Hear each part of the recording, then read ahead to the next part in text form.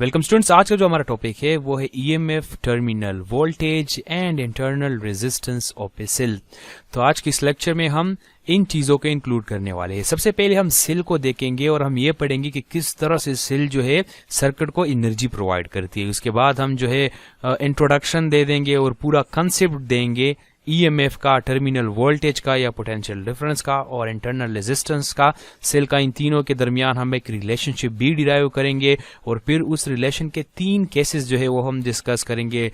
जब cell discharge हो रहा हो, जब सेल करंट नहीं दे रहा हो और जब सेल चार्ज हो रहा हो, तो उन 3 केसेस के दरमियान हम रिलेशनशिप्स देखेंगे एंड एट लास्ट एक एग्जाम्पल प्रॉब्लम भी हम करेंगे इस रिलेशन के ऊपर।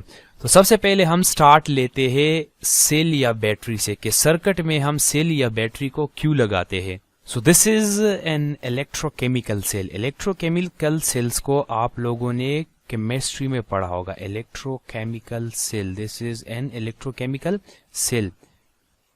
ये जो आप लोग को नजर आ रहा है, this is a load resistance R, कोई एक्सटर्नल रेजिस्टेंस है और ये जो है these are the electrodes of the cell. एक एनोड है और दूसरा कैथोड है। तो this is the negative one and the other one is the positive one. हम ज्यादा केमिस्ट्री में जो है वो नहीं जाएंगे। And there is an electrolyte present between the plates, this is an electrolyte. तो जैसे ही हम इस बैटरी के क्रॉस एक लोड रेजिस्टेंस जो है वो कनेक्ट कर देते हैं तो इलेक्ट्रॉन जो है फ्लो करना स्टार्ट कर जाते हैं और इलेक्ट्रॉन जो है वो एक्सटर्नल सर्किट में मूव करेंगे from this negative terminal towards the positive terminal. इस पॉजिटिव टर्मिनल पे क्या होंगे, इलेक्ट्रॉन्स आके आएंगे। तो इन प्लेट्स को मैंने इधर सेपरेटली जो है वो ड्रा किया हुआ है। मैं एक इलेक्ट्रॉन को यहाँ पे ले लेता हूं तो ये इलेक्ट्रॉन खुद किस प्लेट की तरफ जाएगा, ये इलेक्ट्रॉन जाएगा इस पॉजिटिव प्लेट की तरफ। क्यों? क्योंकि इसके ऊपर जो इलेक्ट्रिक फोर्स लगेगा Fe वो इस डायरेक्शन में होगा टुवर्ड्स दी पॉजिटिव प्लेट और ये इलेक्ट्रॉन खुद इस पॉजिटिव प्लेट की तरफ क्या करेगा, जाएगा।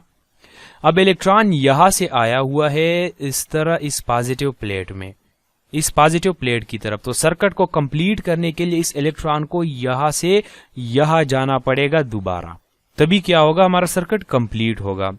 पर इस इलेक्ट्रॉन को जो है एक अपोजिशन मिल रही है और जो इलेक्ट्रिक फोर्स है बैटरी का वो उसको इस डायरेक्शन में धकेल रहा है, जबकि इलेक्ट्रॉन इस डायरेक्शन में जाना चाहता है। तो अब इलेक्ट्रॉन खुद यहां तो नहीं जा सकता ना, यहां इस पॉजिटिव प्लेट से इस नेगेटिव प्लेट तक इलेक्ट्रॉन को जाने के लिए हमें वर्क करना पड़ेगा इस इलेक्ट्रॉन के ऊपर। वर्क, एक्सटर्नल वर्क हम करेंगे इलेक्ट्रॉन के ऊपर, तब वो इस प्लेट से इस प्लेट की तरफ आएगा। इन अदर वर्ड्स हम इलेक्ट्रिक फोर्स को क्या करेंगे, अपोज करेंगे। तो बैटरी के अंदर होते हैं redox reactions, oxidation reduction reactions, जिसकी वजह से क्या होती है, एनर्जी प्रोड्यूस होती है। इस बैटरी के अंदर एनर्जी प्रोड्यूस होती है जिस एनर्जी को हम केमिकल एनर्जी बोलते हैं। तो बैटरी पोजेस केमिकल एनर्जी और इस केमिकल एनर्जी की वजह से इलेक्ट्रॉन यहां से यहां पे आ जाते हैं from the positive plate to the negative plate. खुद नहीं आ सकते, पर जो बैटरी का फोर्स है, बैटरी फोर्स वो क्या करता है, इन इलेक्ट्रॉन को इस नेगेटिव प्लेट्स में पहुंचा देता है। इलेक्ट्रॉन के ऊपर एक इस डायरेक्शन में इलेक्ट्रिक फोर्स लग रहा था और एक फोर्स लगेगा इस डायरेक्शन में जिसको हम FB से रिप्रेजेंट करते हैं, विच denotes the battery force. And this battery force is non electric in nature, this is non electric, ये कोई इलेक्ट्रिक फोर्स जो है वो नहीं है। तो ये जो बैटरी फोर्स है ये इलेक्ट्रिक फोर्स को अपोज करता है और इलेक्ट्रॉन इस प्लेट से इस प्लेट तक पहुंच जाते हैं। सो जो एनर्जी मिल रही है इलेक्ट्रॉन्स को बैटरी में वो मिल रही है फ्रॉम दी केमिकल एनर्जी। जो बैटरी में केमिकल एनर्जी प्रोड्यूस हो गई है due to the redox reaction, वही एनर्जी इलेक्ट्रॉन को मिलती है जब वो इस प्लेट से इस प्लेट में आता है। तो जब इलेक्ट्रॉन बैटरी के अंदर मूव करता है, between the terminals of A battery जब इलेक्ट्रॉन्स मूव करता है तो इलेक्ट्रॉन को एनर्जी मिलती है, इलेक्ट्रॉन गेन्स एनर्जी या चार्जेस को एनर्जी मिलती है। और जब वो सर्किट में ट्रेवल करते हैं, एक्सटर्नल सर्किट में, तो वो उस एनर्जी को यहाँ पे आके क्या करते हैं, डिलीवर कर देते हैं एक्सटर्नल सर्किट में। तो बैटरी जो है वो वर्क कर रही है, वर्क ऑन दी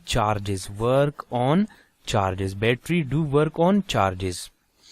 एक दफा जो बैटरी है वो वर्क करती है when charges are moving inside the battery and this work is done by the battery force.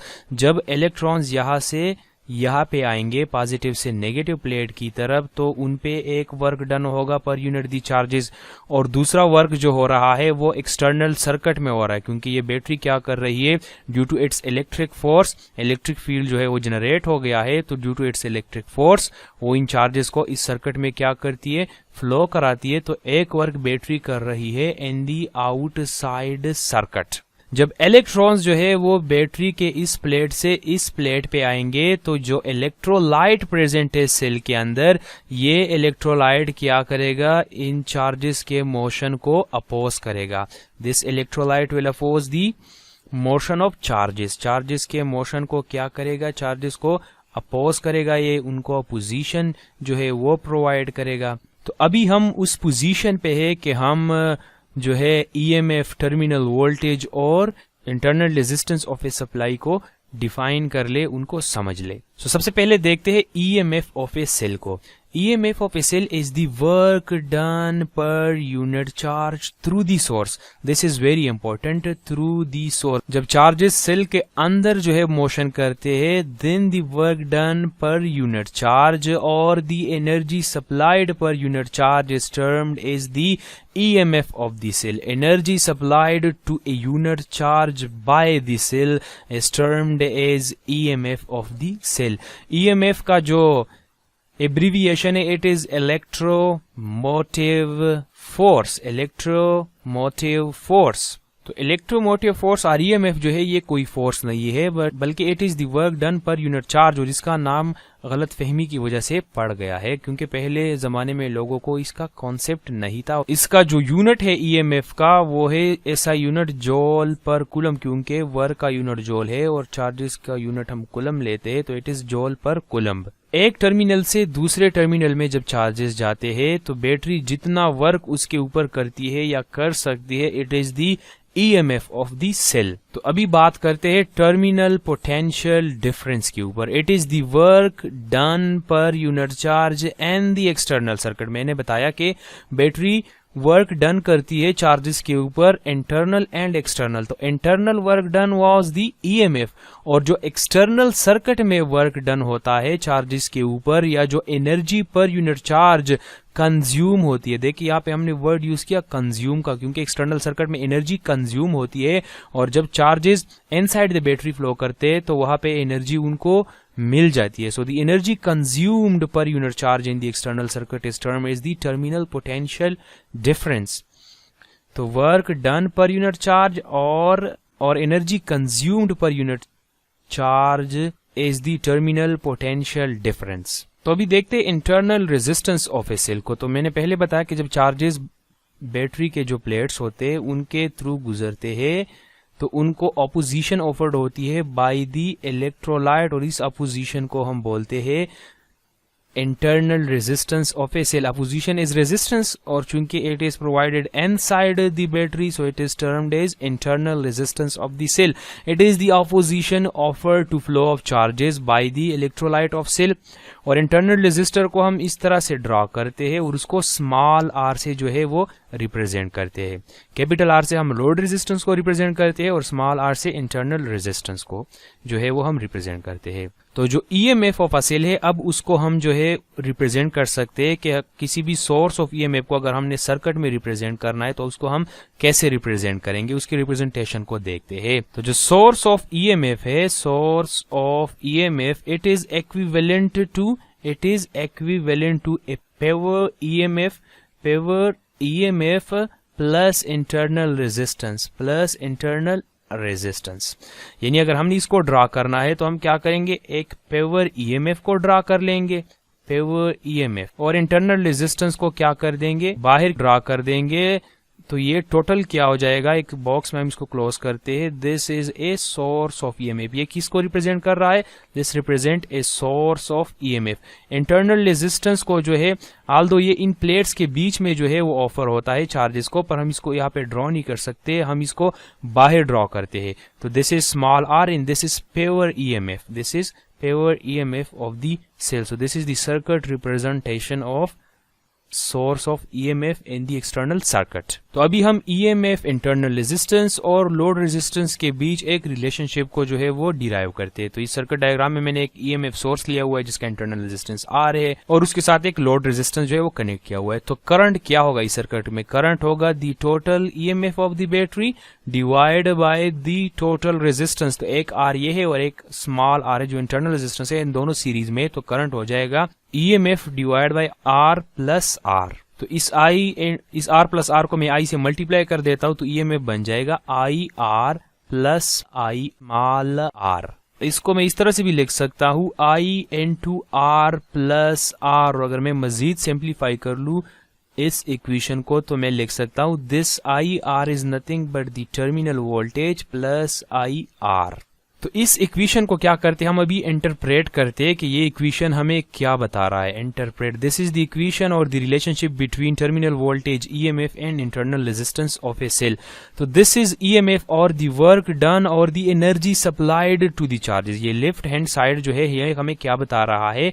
ये हमें बता रहा है कि जितना एनर्जी जो है वो चार्जेस को सप्लाई हो गया है या चार्जेस ने जो एनर्जी गेन की है when moving through the cell, it is equal to what is this IR? This IR is the drop across this load resistance. This is a drop.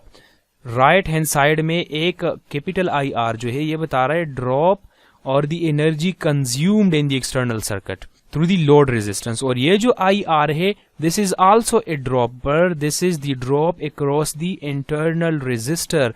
Internal resistor के across जितना drop हो रहा है potential का उसको ये क्या कर रहा है? ये रिप्रेजेंट कर रहा है। सो यहाँ पे जितनी एनर्जी सप्लाई हुई है उतनी ही एनर्जी जो है क्या हुई है? वो कंज्यूम हुई है। यानी बैटरी चार्जेस को जितनी एनर्जी देती है वो एनर्जी चार्जेस सर्किट में पूरा का पूरा सप्लाई कर देते हैं और जब वो यहाँ पे पहुंचते हैं तो उनके पास कोई एनर्जी नहीं होती है।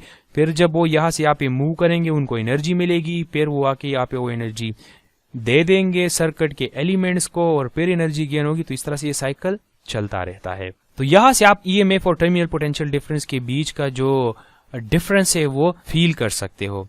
तो EMF is the total work that the battery do on the charges और the total energy that the battery supplied to the charges। और यहाँ पे जो IR है this is the terminal potential difference and this is the energy consumed in the external circuit। EMF जो है जब भी बैटरी डिस्चार्ज होगी ये टर्मिनल पोटेंशियल से क्या होगा? ये ग्रेटर होगा। देखिए जब चार्जेस बैटरी के प्लेट्स के बीच में मूव करेंगे तो उनको एनर्जी मिल जाएगी। तो सपोज कि अगर बैटरी जो है 10 जूल पर कूलम एनर्जी सप्लाई कर रही है चार्जेस को, तो इसमें से कुछ energy per unit charges internally drop हो जाती है। सपोज करो मैं 1 जूल पर कूलम लेता हूँ कि थ्रू द इंटरनल रेजिस्टेंस जो है ये एनर्जी कंज्यूम हो गई, तो सर्किट को जो अवेलेबल एनर्जी है वो कितनी होगी? अब वो होगी 9 जूल पर कूलम। यानी जितना वर्क बैटरी करती है चार्जेस के ऊपर वो total energy circuit external circuit के लिए अवेलेबल नहीं होती है। उसमें से कुछ एनर्जी जो है इंटरनली भी ड्रॉप हो जाती है। तो अब आप लोगों को ज्यादा क्लियर हो गया होगा कि what is the difference between EMF and terminal potential difference. तो EMF को और टर्मिनल पोटेंशियल डिफरेंस को हम इस तरह से भी डिफाइन कर सकते हैं कि EMF is the potential difference between the terminals of a cell when no current flows, या जो ओपन सर्किट हो। देखा हमने अभी इक्वेशन डिराइव कर लिया EMF is equals to terminal potential plus the drop across the internal resistance R। अगर मैं टर्मिनल पोटेंशियल डिफरेंस को लिख लूं तो वो EMF के बराबर होगा जितनी एनर्जी चार्जेस को मिलने वाली है माइनस द ड्रॉप। अगर ड्रॉप को हम उससे सब्ट्रैक्ट कर ले तो वही जो है टर्मिनल पोटेंशियल डिफरेंस के बराबर हो जाएगा। तो अभी अगर सर्किट ओपन है यानी करंट जो है वो क्या है? वो 0 है। तो फिर क्या होगा? This equation will become V is equals to E minus 0 times R और जो टर्मिनल पोटेंशियल डिफरेंस है ये E के बराबर हो जाएगा। It will become equal to the EMF of the cell. तो जब करंट फ्लो ना कर रहा हो तो फिर EMF और टर्मिनल पोटेंशियल डिफरेंस आपस में बराबर होते और क्यों बराबर होते? देखिए जब बैटरी के टर्मिनल्स के क्रॉस चार्जेस मूव ही नहीं करेंगे तो उनको इंटरनल रेजिस्टेंस ऑफर नहीं होगा। जब इंटरनल रेजिस्टेंस ऑफर नहीं होगा तो क्या होगा? EMF और टर्मिनल पोटेंशियल डिफरेंस आपस में बराबर होंगे। क्यों? क्योंकि इंटरनल रेजिस्टेंस ऑफर नहीं हो रहा है चार्जेस को। देखिए EMF जो है ऑलवेज एग्जिस्ट ऑलवेज एग्जिस्ट, ये हर वक्त जो है वो प्रेजेंट होता है। क्यों? क्योंकि this is the work done that the battery can do on the charges, ठीक है। जबकि टर्मिनल पोटेंशियल डिफरेंस तब प्रेजेंट होता है जब चार्जेस फ्लो करते हैं। और टर्मिनल पोटेंशियल डिफरेंस को हम डिफाइन कर सकते हैं कि the potential difference across the terminals of a cell when current is drawn from the cell, या जब सर्किट क्लोज्ड हो, तो जब करंट फ्लो करेगा तब चार्जेस को क्या मिलेगा? इंटरनल रेजिस्टेंस मिलेगा। तब जाके जो टर्मिनल्स है, ये टर्मिनल्स, इनके क्रॉस अगर हम वोल्ट मीटर कनेक्ट कर दे तो ये हमें क्या देगा? टर्मिनल पोटेंशियल डिफरेंस देगा, क्योंकि चार्जेस मोशन करेंगे और ड्रॉप होगा। और अगर चार्जेस मोशन ही नहीं कर रहे हैं, यानी सर्किट ओपन है और हम वोल्ट मीटर को कनेक्ट करते हैं, तो फिर क्या होगा? ये हमें ईएमएफ ऑफ द सेल देगा, और वो ईएमएफ जो है टर्मिनल पोटेंशियल डिफरेंस के बराबर होगा। तो अभी हम 3 केसेस को देखते हैं। फर्स्ट वन इज के जब सेल डिस्चार्ज हो रहा हो, यानी डिस्चार्जिंग का केस देखते हैं। एक केस फिर हम लेते हैं ओपन सर्किट का, कि बिल्कुल बैटरी डिस्चार्ज ना हो रही हो और ना चार्ज हो रही हो, करंट बैटरी से फ्लो नहीं कर रहा हो। एंड देन हम लेते हैं चार्जिंग का केस, के चार्जिंग के केस में क्या होगा। तो इन 2 केसेस को तो ऑलमोस्ट हम देख ही चुके हैं। डिस्चार्जिंग के केस में क्या होगा? हमने इक्वेशन डिराइव कर लिया, समझाया भी कि टर्मिनल पोटेंशियल डिफरेंस बराबर होगा EMF minus the internal drop. जब ओपन सर्किट होगा फिर टर्मिनल पोटेंशियल डिफरेंस ईएमएफ के बराबर होगा। और चार्जिंग के केस में देखते हैं, इसका सर्किट डायग्राम अभी ड्रा करते हैं। तो जब हम बैटरी को चार्ज करते हैं तो हम उसके साथ एक ऐसा सोर्स ऑफ ईएमएफ कनेक्ट करते हैं कि जिसका जो ईएमएफ होगा वो ग्रेटर होगा जिस बैटरी को हम चार्ज कर रहे हैं उससे। तो इस सर्किट में मैंने 2 सोर्स ऑफ ईएमएफ लगाए हुए, एक E1 है और एक E2 है इस लोड रेजिस्टेंस के अक्रॉस। तो अगर सर्किट में सिर्फ ये E1 प्रेजेंट होता तो क्या होता कि चार्जेस इस डायरेक्शन में क्या करते? मूव करते। अगर सिर्फ E2 प्रेजेंट होता तो फिर चार्जेस इस डायरेक्शन में मूव करते, यानी करंट का डायरेक्शन ये होता कन्वेंशनल करंट का, ठीक है। जब मैंने इकट्ठे दोनों कनेक्ट किए हुए तो फिर करंट का डायरेक्शन क्या होगा? तो मैं मान लेता हूं कि जो ईएमएफ E1 है it is greater then EMF E2, तो नेट रिजल्ट क्या होगा कि चार्जेस इस डायरेक्शन में क्या करेंगे? वो फ्लो करेंगे, क्योंकि E1 को मैंने ग्रेटर मान लिया है। तो इस E2 के लिए अगर मैं इक्वेशन लिखना चाहूं टर्मिनल पोटेंशियल डिफरेंस का तो वो क्या होगा, और अगर मैं E1 के लिए लिखना चाहूं तो वो क्या होगा? सपोज कि इसका जो इंटरनल रेजिस्टेंस है वो R1 है और इसका जो इंटरनल रेजिस्टेंस है मैंने सर्किट में शो नहीं किया है वो R2 है। तो E1 के लिए अगर मैं लिख लूं तो E1 would be equals to terminal potential difference. और अभी देखते स्टार्ट में अगर ये अकेला प्रेजेंट हो सर्किट में तो करंट का डायरेक्शन ये था, और जब दोनों साथ में प्रेजेंट है फिर भी करंट का डायरेक्शन ये है, तो EMV प्लस IR इसका इक्वेशन होगा। इसका जो EMF है वो बराबर होगा terminal potential difference plus the internal drop. अगर मैं E2 के लिए लिखना चाहूं तो E2 बराबर होगा टर्मिनल पोटेंशियल डिफरेंस, इक्वेशन है प्लस IR। तो अभी देखते हैं इसको। देखिए स्टार्ट में अगर ये स्टैंड अलोन प्रेजेंट था सर्किट में तो करंट का डायरेक्शन क्या था? ये था। जब हमने इस EMF E1 source of EMF E1 के साथ कनेक्ट कर लिया तो ये बैटरी डिस्चार्ज हो रही है और ये बैटरी अब चार्ज हो रही है। क्यों? क्योंकि इसके क्रॉस हमने करंट का डायरेक्शन जो है वो क्या कर लिया? वो रिवर्स कर लिया। तो it would become V plus current का डायरेक्शन रिवर्स हो गया माइनस I इंटू R, और ये बन जाएगा V माइनस R। तो इस इक्वेशन से आप देख सकते हो कि चार्जिंग के केस में जब बैटरी चार्ज हो रही हो तब टर्मिनल पोटेंशियल डिफरेंस ग्रेटर होता है EMF से। और अगर मैं टर्मिनल पोटेंशियल डिफरेंस को लिख लूं तो वो बन जाएगा EMF प्लस IR, यानी अगर हम EMF में IR ऐड कर देंगे तो वो टर्मिनल पोटेंशियल डिफरेंस के बराबर होगा। मैथमेटिकली तो हमने इसको प्रूव कर लिया, अभी आप लोगों को फील कराते। देखिए स्टार्ट में अगर चार्जेस इस डायरेक्शन में मूव कर रहे थे, जब ये सेल जो है डिस्चार्ज कर रहा था तो तब जो इसके इंड्स के क्रॉस टर्मिनल पोटेंशियल डिफरेंस होने वाला था वो था EMF माइनस IR, क्योंकि इंटरनली क्या होता? ड्रॉप हो जाता। अब जब चार्जेस इस डायरेक्शन में मूव कर रहे हैं तो फिर क्या हो रहा है कि जो वर्क डन है वो एक्सटर्नल एजेंट कर रहा है। Work done is done by the external agent जिसका EMF चार्जिंग वाली बैटरी के EMF से ज्यादा है। और अब इसके टर्मिनल्स के क्रॉस जो पोटेंशियल डिफरेंस होगा वो होगा EMF प्लस IR। ये जो IR है this is the energy supply to the battery, यानी ये वो अमाउंट है जो बैटरी में ऐड हो रहा है और बैटरी चार्ज हो रही है। तो अभी देखते हैं सोर्सेज ऑफ ईएमएफ को। ईएमएफ का सोर्स का मतलब क्या है? सोर्स ऑफ ईएमएफ का मतलब ये है कि कोई ऐसा डिवाइस जो कि नॉन इलेक्ट्रिकल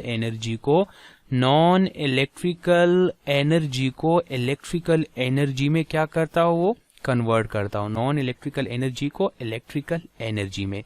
तो जो भी डिवाइस नॉन इलेक्ट्रिकल एनर्जी को इलेक्ट्रिकल एनर्जी में कन्वर्ट करेगा उसको हम बोलेंगे सोर्स ऑफ ईएमएफ। तो सबसे पहले हम देखते हैं बैटरी या सेल को।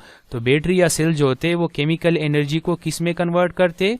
इलेक्ट्रिकल एनर्जी में कन्वर्ट करते। तो they are the sources of EMF, क्योंकि नॉन इलेक्ट्रिकल एनर्जी को इलेक्ट्रिकल में कन्वर्ट करते। इलेक्ट्रिक जनरेटर्स के बारे में चैप्टर नंबर 4 में पढ़ेंगे, और ये क्या करते कि मैकेनिकल एनर्जी को इलेक्ट्रिकल एनर्जी में कन्वर्ट करते। So they are also the sources of EMF. Thermocouples Punjab board का जो कोर्स है उसमें इंक्लूडेड नहीं है, पर केपी के करिकुलम में ये इंक्लूडेड है और हम इनको देखेंगे। थर्मोकपल्स क्या करते हैं? वो हीट एनर्जी को क्या करते हैं? इलेक्ट्रिकल एनर्जी में कन्वर्ट करते हैं। पर कुछ एमसीक्यूज जो है वो एमडीकेट वगैरह में आए हुए थे पिछले सालों में कि उनमें पूछा गया था कि किस एनर्जी को हम इलेक्ट्रिकल में कन्वर्ट कर सकते हैं। उसमें मैकेनिकल दिया गया था, केमिकल दिया गया था, ये हीट एनर्जी भी दी गई थी। तो मतलब इसके बारे में पूछा गया था एमसीक्यूज में। सोलर सेल्स जो होते हैं वो सनलाइट की जो एनर्जी होती है, सनलाइट को उसको कन्वर्ट करते हैं इलेक्ट्रिकल में। तो these four are the major sources of EMF. तो जो सोर्स ऑफ ईएमएफ होता है, it works like a water pump. Source of EMF को समझाने के लिए वाटर पंप की एनालॉजी ज्यादा दी जाती है। तो it works like a water pump. तो इस डायग्राम में मैंने ये वाटर पंप को रिप्रेजेंट किया हुआ है। तो वाटर पंप क्या करता है? वाटर को मूव कराता है फ्रॉम लो पोटेंशियल। देखिए ये पॉइंट वाटर के लिए क्या है? इट लोअर पोटेंशियल पे है, और जो अपवर्ड टैंकी है it is at higher potential for the water. तो वाटर तो मूव करेगा फ्रॉम द टैंकी टू द ग्राउंड। यहां से वो खुद जा सकता है, हायर से लोअर खुद जाएगा, पर लोअर टू हायर तो वो नहीं जा सकता ना। तो अगर हमने पानी को लो पोटेंशियल से हाई पोटेंशियल में मूव कराना है तो हमें चाहिए एक device which is a pump. हम पंप को यूज करते। तो ये जो पंप है यही काम सोर्स ऑफ ईएमएफ का होता है सर्किट में, एक सोर्स ऑफ ईएमएफ का। और वो सोर्स ऑफ ईएमएफ क्या करता है कि चार्जेस को मूव कराता है from low potential to the high potential. इस नेगेटिव प्लेट को मैंने इधर ड्रॉ कर लिया और इस पॉजिटिव प्लेट को मैंने इधर ड्रॉ कर लिया। तो जब पॉजिटिव प्लेट के ऊपर इलेक्ट्रॉन पहुंचेंगे यहाँ पे, तो वो खुद तो यहाँ नहीं जा सकते। तो जो सोर्स ऑफ ईएमएफ होता है वो इन चार्जेस को यहाँ पे ले आएगा इस हाई पोटेंशियल पे। तो जो पंप का काम है यहाँ पे सेम फंक्शन जो है वो सोर्स ऑफ ईएमएफ का है। पंप क्या करता है? वाटर को लो पोटेंशियल से हाई पोटेंशियल में मूव कराता है, और जो सोर्स ऑफ ईएमएफ होता है वो चार्जेस को लो पोटेंशियल से हाई पोटेंशियल पे लेके जाता है। जो डिफरेंस है इलेक्ट्रोमोटिव फोर्स और टर्मिनल पोटेंशियल डिफरेंस के बीच में, उसको मैंने एक टेबल के फॉर्म में रिप्रेजेंट किया हुआ है, उसको जल्दी जल्दी से देख लेते हैं। So the first one is के EMF indicates the electrical energy given to 1 coulomb of charge flowing through the cell. It is the energy given, जिस तरह हमने पढ़ लिया, and it indicates the energy transfer into other form of energy, या जैसे heat energy हो गया, electrical energy हो गया, एटसेट्रा। ठीक है, तो it is the energy consumed. It is the difference of potential between two electrodes of a cell और battery and open circuit. Open circuit में जब करंट जो है वो जीरो हो, तब जो प्लेट्स के बीच का डिफरेंस होगा इसको हम बोलते हैं ईएमएफ ऑफ द सेल। और जब करंट उसमें फ्लो करेगा, यानी क्लोज सर्किट होगा, तो फिर जो प्लेट्स होते हैं बैटरी के या टर्मिनल्स होते हैं उनके बीच के पोटेंशियल डिफरेंस को हम टर्मिनल वोल्टेज बोलते हैं। It does not depend upon the resistance of the circuit. Circuit के रेजिस्टेंस पे जो है वो डिपेंड नहीं करता। ठीक है, ये खुद किस पे डिपेंड करता है? अपॉन द रिडक्स रिएक्शन की कितना केमिकल एनर्जी बैटरी के अंदर प्रोड्यूस हो रहा है। और ये जो टर्मिनल वोल्टेज है, it depends upon the resistance between 2 points of circuit and current flowing through in the circuit. The term EMF is used only for the source of EMF. ये जो term है, it is restricted only to the source of EMF. और potential difference या terminal potential difference को हम किसी भी 2 points में सर्किट में मेजर कर सकते हैं। तो एक ये डिफरेंस भी आप लोग लिख सकते हो कि जो EMF है वो टर्मिनल पोटेंशियल डिफरेंस से लेस होगा चार्जिंग के केस में, उसके बराबर होगा। ओपन सर्किट में EMF ग्रेटर होगा डिस्चार्जिंग के केस में। जो terminal potential difference, it is greater than EMF only when the cell is being charged. EMF का फार्मूला ये है, टर्मिनल पोटेंशियल डिफरेंस का फार्मूला ये है, या इन टर्म्स ऑफ EMF भी आप इसको लिख सकते हैं V - IR, या केसेस पे डिपेंड करेगा कि कौन कौन से केसेस है, पर this is the standard formula. EMF is the cause, it is the cause, यानी चार्जेस को सोर्स ऑफ ईएमएफ ही क्या करता है, मूव कराता है। And it is an effect, terminal potential difference the effect, कि जब चार्जेस मूव करेंगे एक्सटर्नल सर्किट में तो उनका इफेक्ट क्या होगा। तो इस वीडियो में इतना ही, आगे वाले वीडियोस में हम मजीद टॉपिक्स को कवर करेंगे। तब तक के लिए अल्लाह हाफिज।